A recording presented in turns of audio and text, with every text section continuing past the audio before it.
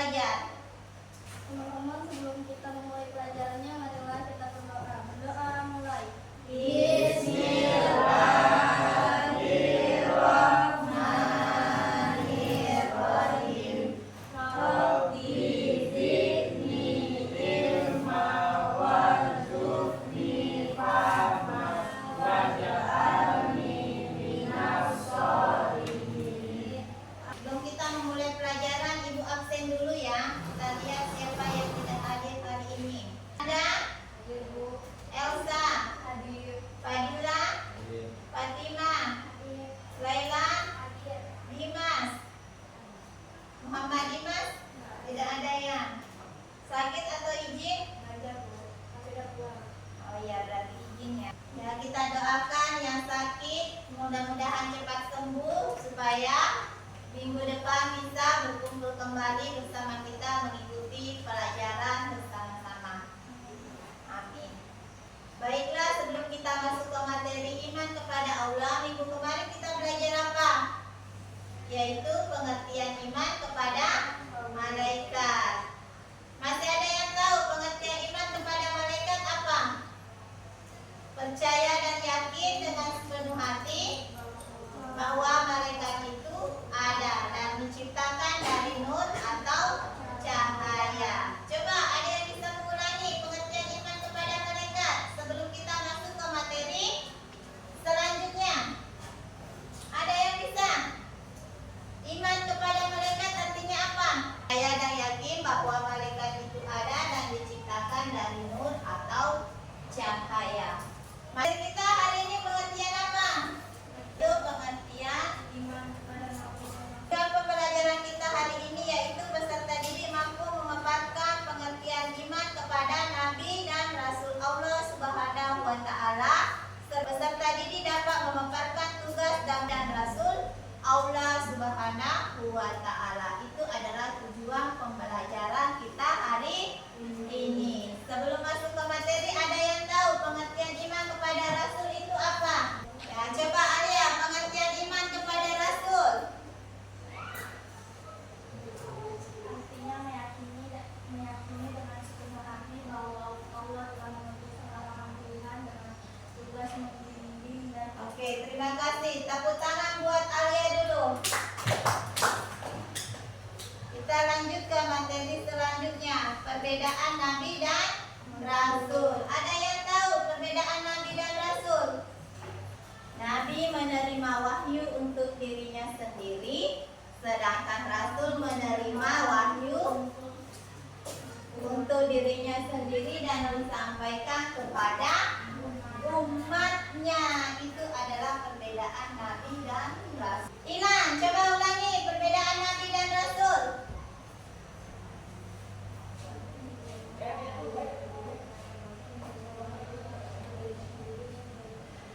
Iya, pintar sekali. Tepuk tangan buat Ilan. Kita masuk ke materi selanjutnya. Nabi dan Rasul. Selain istilah Rasul, kita juga mengenal istilah Nabi. Nabi berasal dari kata naba yang artinya ditinggalkan atau kata naba yang berarti berita. Dengan ini dapat disimpulkan bahwa Nabi adalah orang yang ditinggikan derajatnya oleh Allah Subhanahu wa Ta'ala dengan memberinya wahyu berita. Menurut istilah Nabi berarti manusia biasa, laki-laki yang dipilih oleh Allah Subhanahu wa Ta'ala untuk menerima wahyu. Sedangkan Rasul berasal dari kata arsala yang artinya mengutus. Rasul berarti seorang laki-laki yang diberi wahyu dan diutus oleh Allah Subhanahu wa Ta'ala untuk menyampaikan risalah syariat kepada umatnya. Dari sini dapat dipahami tentang perbedaan Nabi dan Rasul, yaitu terletak pada kewajibannya menyampaikan risalah atau syariat kepada umatnya.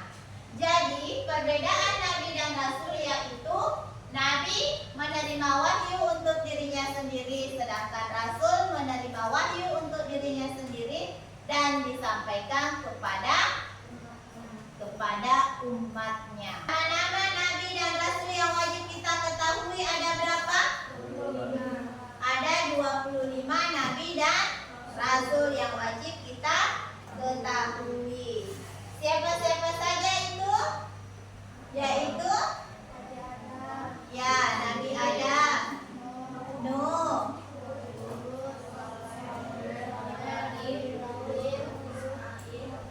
ada 25 nabi dan rasul yang wajib kita ketahui. Sifat rasul Allah Subhanahu wa taala yaitu rasul manusia pilihan Allah memiliki sifat untuk menunjang dakwah yang mereka emban kepada seluruh umatnya. Seorang rasul selalu berhati-hati dalam bertindak dan berperilaku karena mereka adalah teladan yang mengemban amanah yang mulia dari Allah Subhanahu wa taala. Sifat-sifat rasul terbagi menjadi empat, yaitu siddiq, amanah, tabligh dan patana. Itu adalah sifat-sifat rasul. Siddiq artinya apa? Jujur. Amanah? Ya, amanah artinya terpercaya. Tabligh? Patana? Ya. Rasul Asmi ada 5, yaitu Nabi Nuh, Nabi Ibrahim, Nabi Musa, Isa dan Muhammad. Itu adalah rasul-rasul ulul azmi.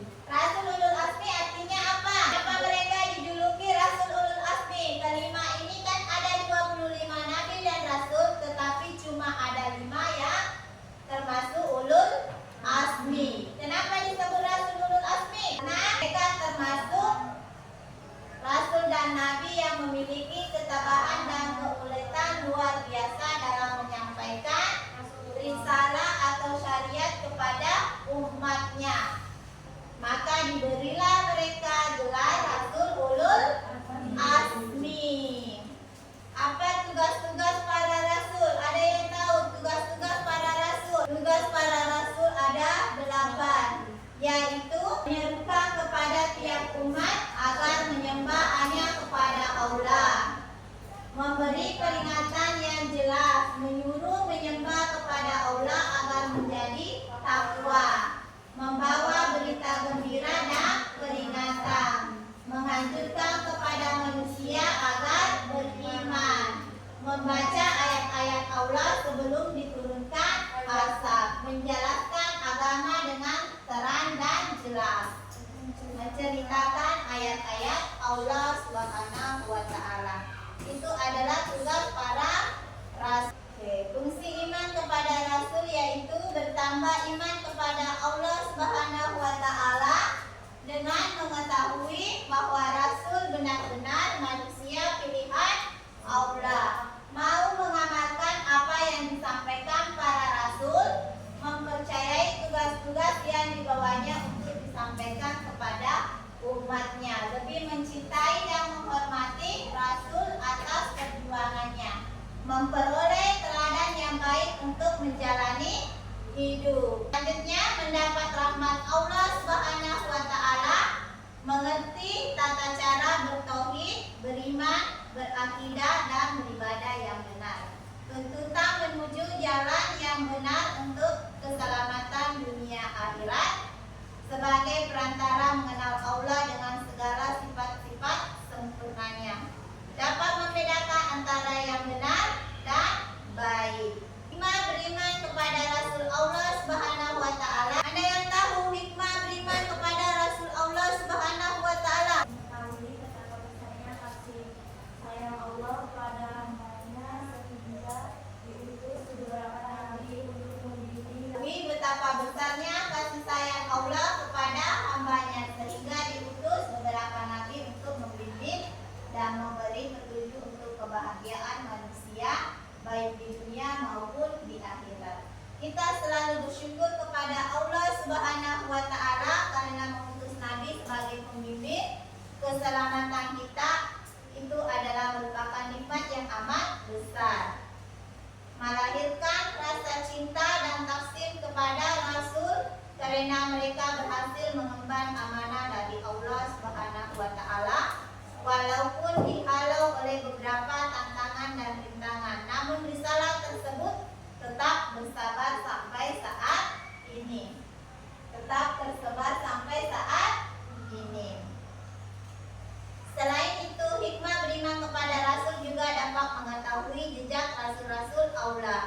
sehingga makin mantaplah keyakinan akan kesempurnaan Islam yang dibawa Nabi Muhammad Sallallahu Alaihi Wasallam, dan makin teguh berpegang pada ajaran Tuhan yang Maha Sempurna. Itu adalah beberapa hikmah beriman kepada Rasul-Rasul Allah Subhanahu wa Ta'ala. Dari materi tersebut ada yang ingin ditanyakan? Tidak ada. Sebelum Ibu memberikan tugas, kita akan menyanyikan sebuah lagu yang rileks semua sebelum mengajarkan. As-salatu ala nabi wassalamu ala rasul wal anbiya'il mursalin kulluhum mukramun. Salawat ke atas nabi, sejahtera ke atas rasul, nabi-nabi yang diutuskan, mereka semua adalah mulia. Adam, Idris, Nuh, Soleh, Ibrahim, Lut, Ismail, Ishak, Yakub, Yusuf, Ayub, Su'aib, Musa, Harun, Zulkifli, Daud, Sulaiman, Ilyas, Ilyasa, Yunus, Zakaria, Yahya, Isa, wal akhiru khatimul anbiya, Muhammad al-Mustafa.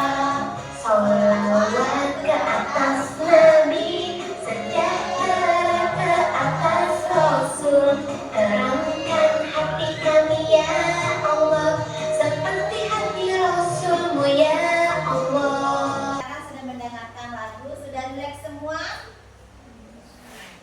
Sudah? Kalau begitu kita akan membagi tugas kelompok. Sebelum Ibu bagi tugas kelompok, ada yang ingin ditanyakan materi Ibu tersebut? Kalau tidak ada, Ibu bagikan kelompok. Kelompok 1, Reva, Ilan, Widya, Safra, Nanda. Kelompok 2, Aina, Alia, Salsa, Elsa, Tito. Kelompok 3, Fadila, Dika, Aban, Andi, Putra. Silakan bentuk sesuai dengan kelompok masing-masing ya. Kelompok 1, Reva, silakan ambil tugasnya. Kelompok 2, Aina. Kelompok 3, Fadila, silakan diambil tugas kelompoknya ya. Silakan dikerjakan, diskusikan sesuai kelompok kalian ya. Diskusikan sesama dengan kelompok. Yang mempresentasikan siapa? Silakan maju. Kelompok berapa yang sudah siap mempresentasikan hasil kelompoknya? Silakan maju ke depan.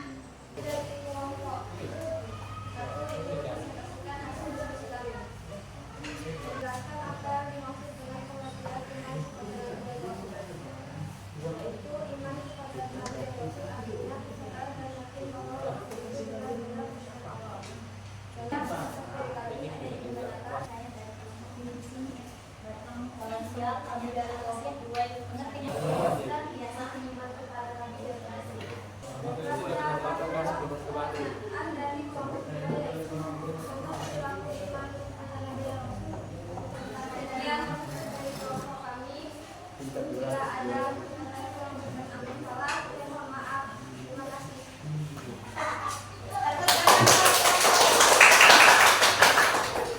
Ya, selanjutnya kelompok Saya dari kelompok 3 akan menyampaikan hasil diskusi dari kelompok kami. Semua yang dapat kita laksanakan dalam kehidupan sehari-hari, kita selalu meningkatkan iman dan takwa kepada Allah Subhanahu wa Ta'ala. Semoga kita selalu mengajarkan dan mengamalkan apa Sudah pertanyaan? Oke, kami dari kelompok 2 ingin bertanya, jelaskan apa saja yang termasuk kategori Rasul Ulul Azmi. jelas saya akan menjawab pertanyaan dari kelompok 2. Kesabaran dan ketabahan dan luar biasa dalam menyampaikan risalah kepada umatnya. Terima kasih, itu hasil diskusi dari kelompok kami. ya, tepuk tangan buat. Oke, hasil diskusi kelompok hari ini kita anggap sudah selesai ya. Ibu akan membagi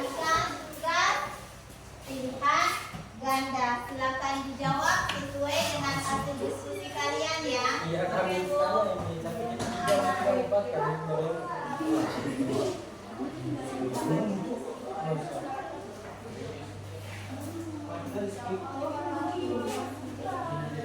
Dikerjakan tugas yang telah ibu berikan. Saudara silakan dikerjakan tugas dari ibu. Sudah selesai semua? Oke, periksa dulu ya tugas kalian.